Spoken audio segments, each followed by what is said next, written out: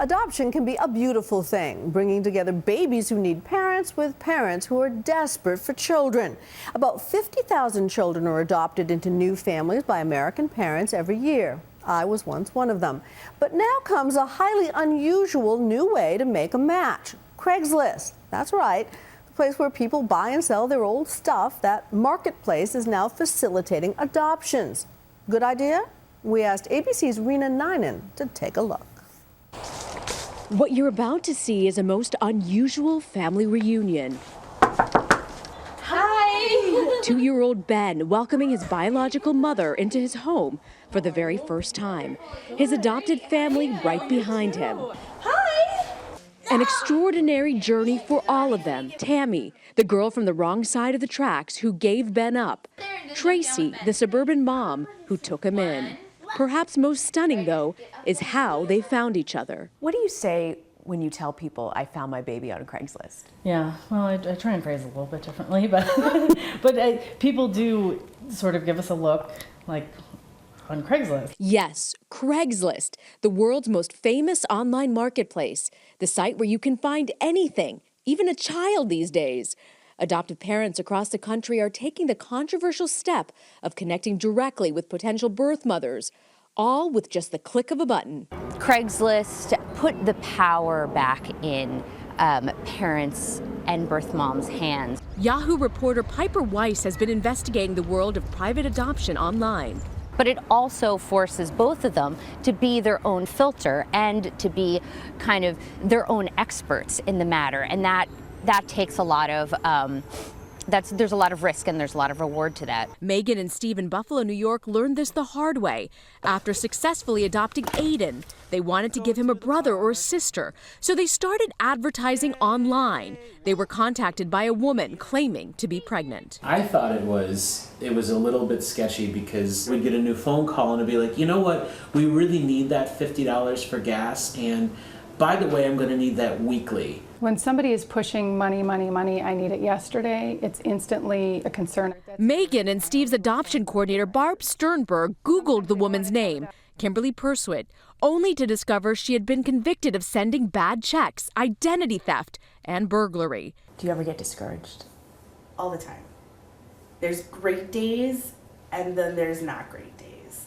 And the thing that keeps you going is knowing that it has happened and it will.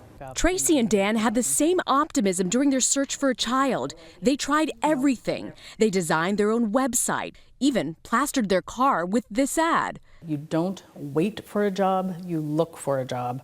So why would you wait for a baby? After spending so much time, energy, and money, nothing seemed to work. They decided to try something different. Did you think it's a little crazy, though?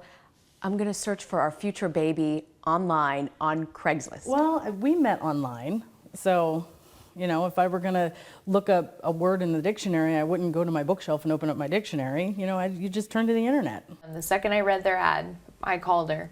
Hi, I'm pregnant and I need help. And she was like, we're really happy you called us. Tammy Nelson was stuck in a nightmare, financially dependent on her abusive husband and already raising one son, Ryder. I remember one time feeding my son the dust out of the Rice Krispie box. It was the last bowl of cereal we had, and I didn't know where the next meal was going to come from. But her nightmare got worse when she says her husband forced her to get pregnant again. You hate yourself a lot for it because you feel like you should just have a connection with something that's naturally inside you. And I felt guilty that I never had that, that connection. For Tammy, abortion wasn't an option. Giving up the child was the right and only thing to do. What do you think? Pretty cool. 10 fingers. What was it like the first time you went and saw Ben? She wanted me in the room while he was born, so they put him right in my arms. So what was that like? Oh, it was amazing. 2 years have passed. Tammy started rebuilding her life with a new partner, now fiancé Patrick.